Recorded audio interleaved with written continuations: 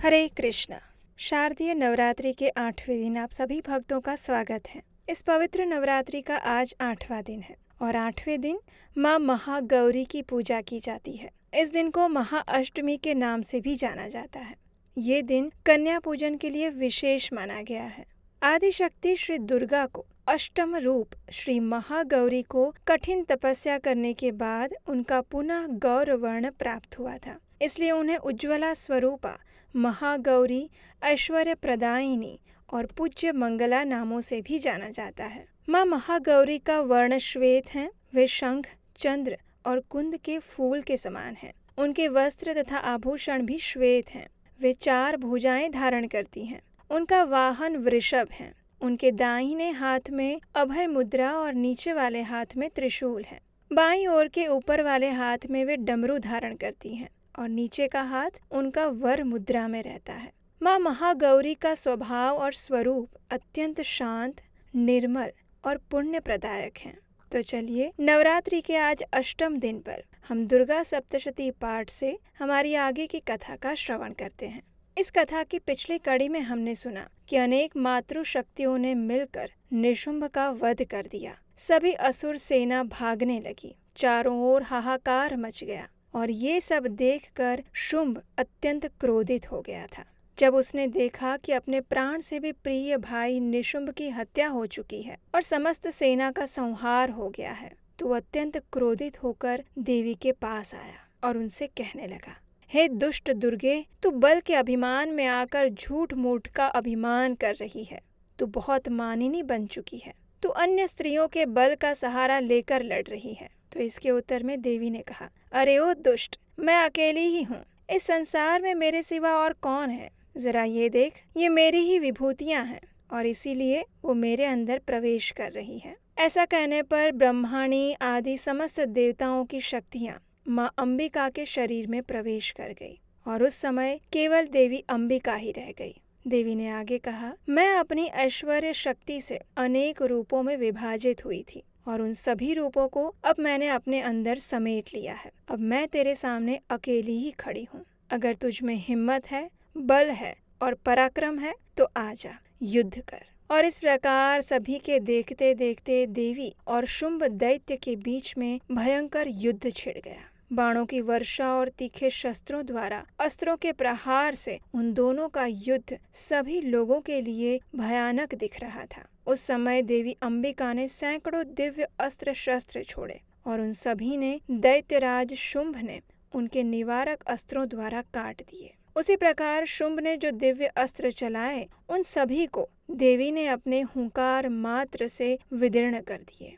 तब उस असुर ने सैकड़ों बाणों द्वारा देवी को आच्छादित करने का प्रयास किया और ये देखकर क्रोध में भरी हुई देवी ने भी अनेकों बाण मारकर उसके धनुष को काट डाला। जब उसका धनुष टूट गया तो दैत्यराज ने शक्ति हाथ में ली, लेकिन देवी ने अपने चक्र से उसके हाथ की शक्ति को भी काट गिराया। उसके बाद दैत्यों के स्वामी शुंभ ने 100 चांद वाली चमकती हुई ढाल और तलवार अपने हाथ में ली और देवी पर आक्रमण कर दिया। जैसे वो उस पर प्रहार करने आया, उसी समय चंडिका ने अपने धनुष द्वारा छोड़े हुए तीखे बाणों द्वारा उसके सूर्य किरण के समान उज्जवल ढाल और तलवार को काट दिया। उसके बाद उस दैत्य के घोड़े और सारथी को भी मार गिराया। अब उस दैत्य ने मुदगर हाथ में ली और देवी की ओर दौड़ पड़ा। उसे आता हुआ देखकर देवी ने अपने तीक्ष्ण बाणों से उसका मुदगर भी काट डाला और फिर उस दैत्यराज ने देवी की छाती में मुक्का मारा और देवी ने भी उसकी छाती में एक चांटा जड़ दिया।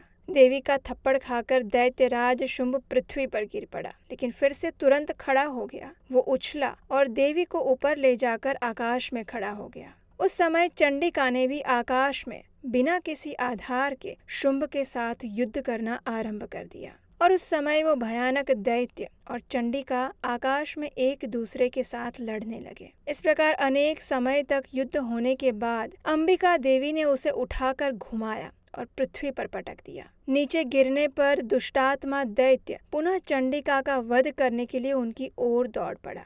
उस समय देवी ने अपने त्रिशूल से उसकी छाती को चीरकर उसे पृथ्वी पर गिरा दिया। देवी के शूल की धार से घायल होने पर उसके प्राण पखेरु उड़ गए वो समुद्रों, द्वीपों और पर्वतों सहित संपूर्ण पृथ्वी को कंपाता हुआ उस भूमि पर गिर पड़ा। जब इस दुष्ट दैत्य का संहार हो गया तो संपूर्ण जगत में प्रसन्नता व्याप्त हो गई। आकाश स्वच्छ दिखाई देने लगा और विश्व स्वस्थ हो गया।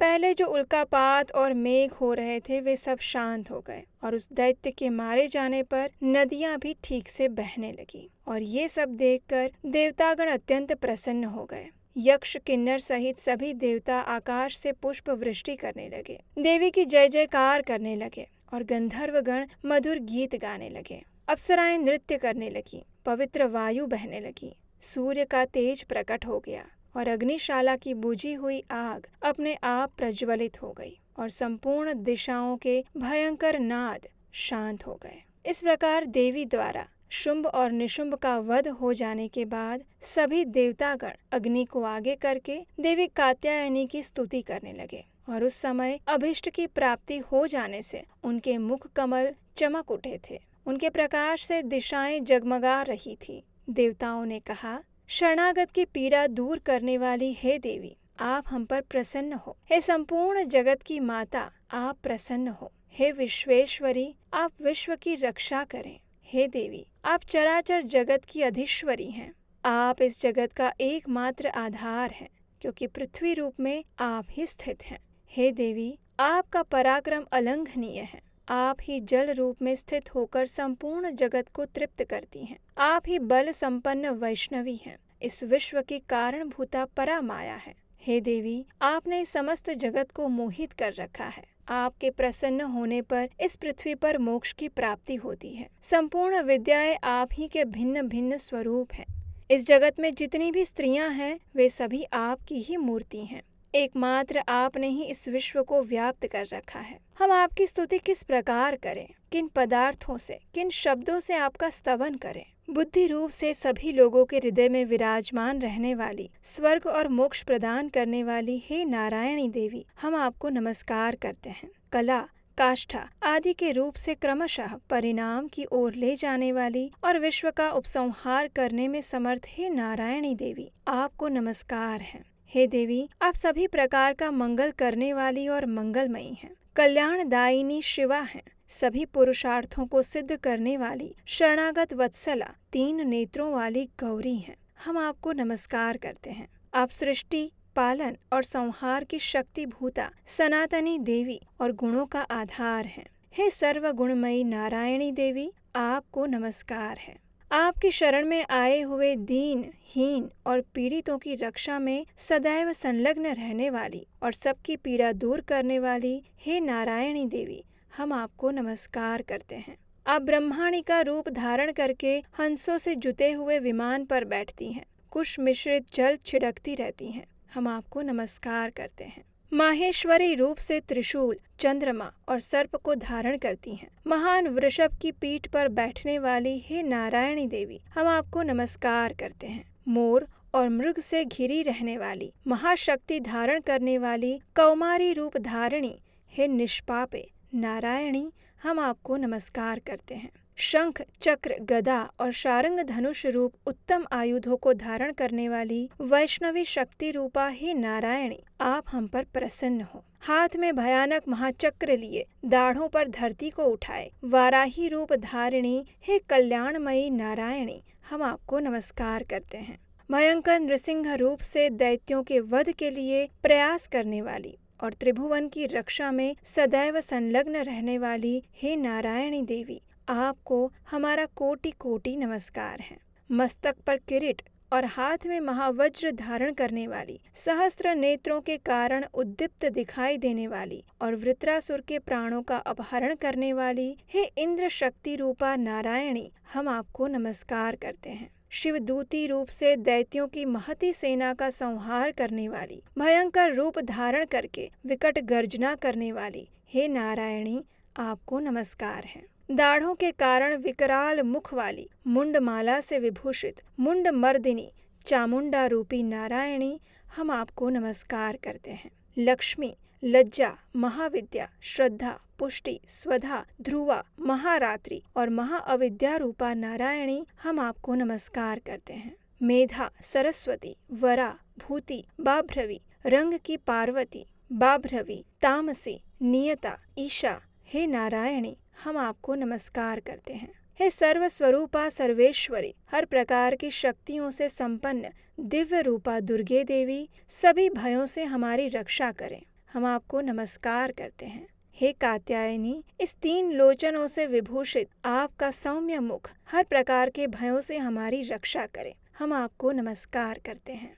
हे भद्रकाली, ज्वालाओं के कारण विकराल प्रतीत होने वाला, अत्यंत भयंकर और समस्त असुरों का संहार करने वाला आपका त्रिशूल भय से हमारी रक्षा करे, हम आपको प्रणाम करते हैं। हे देवी, जो अपनी ध्वनि से संपूर्ण जगत को व्याप्त करके दैत्यों के तेज नष्ट कर देती हैं, वह तुम्हारा घंटा हम लोगों की पापों से उसी प्रकार रक्षा करे जैसे माता अपने पुत्रों की बुरे कर्मों से करती हैं। हे चंडिके, आपके हाथों में सुशोभित खड्ग जो असुरों के रक्त और चर्बी से चर्चित हैं, वो हमारा मंगल करे, हम आपको नमस्कार करते हैं। हे देवी, हम पर प्रसन्न हो और सभी रोगों को नष्ट कर देती हैं और कुपित होने पर मनोवांछित कामनाओं का भी नाश कर देती हैं। जो लोग आपकी शरण में जा चुके हैं, उन पर विपत्ति तो आती ही नहीं। आपकी शरण में गए हुए मनुष्य दूसरों को शरण देने वाले बन जाते हैं। हे अंबिके, आपने अपने स्वरूप को अनेक भागों में विभक्त करके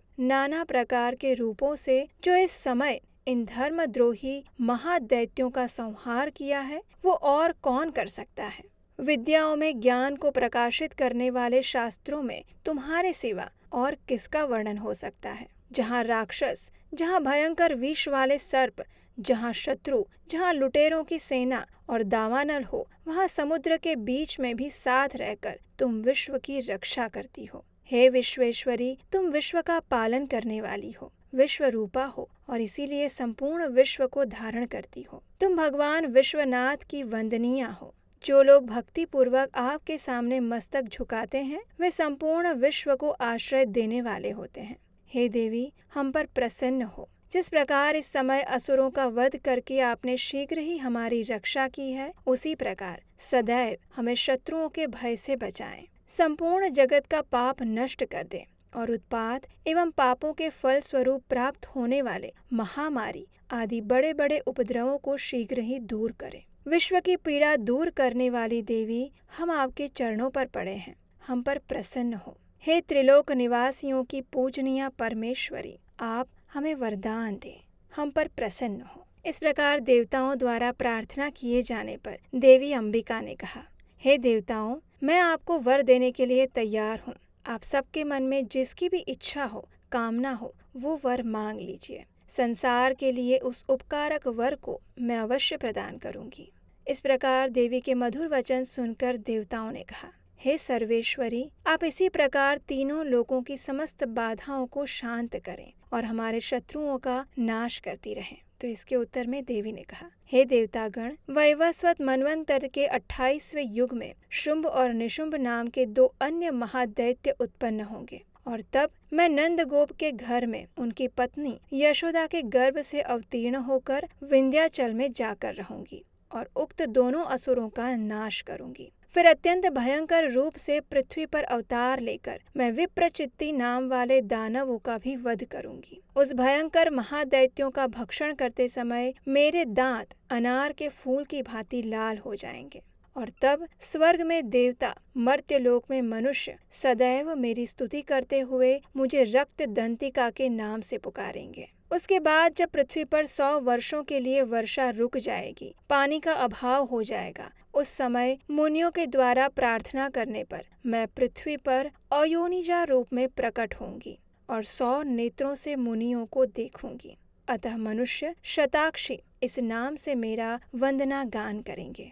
हे देवतागण, उस समय मैं अपने शरीर से उत्पन्न हुए शाकों द्वारा समस्त संसार का भरण पोषण करूंगी और जब तक वर्षा नहीं होगी तब तक वे शाक ही सभी प्राणियों की रक्षा करेंगे और ऐसा करने के कारण इस पृथ्वी पर शाकंभरी के नाम से मेरी ख्याति बनी रहेगी। उसी अवतार में मैं दुर्गम नामक महादैत्य का वध भी करूंगी और इस कारण से दुर्गा देवी के रूप में प्रसिद्ध होंगी। फिर मैं जब भीम रूप धारण करके मुनियों की रक्षा के लिए हिमालय पर रहने वाले राक्षसों का भक्षण करूंगी, उस समय सभी मुनि भक्ति भाव पूर्वक नतमस्तक होकर मेरी स्तुति करेंगे और उस समय मेरा नाम भीमा देवी के रूप में विख्यात होगा। जिस समय अरुण नामक दैत्य तीनों लोकों में उपद्रव मचाएगा, उस समय मैं स्वयं तीनों लोकों का हित करने के लिए 6 पैरों वाले असंख्य भ्रमरों का रूप धारण करके उस महादैत्य का संहार करूंगी और उस समय सभी लोग भ्रामरी के नाम से चारों ओर मेरी स्तुति करेंगे।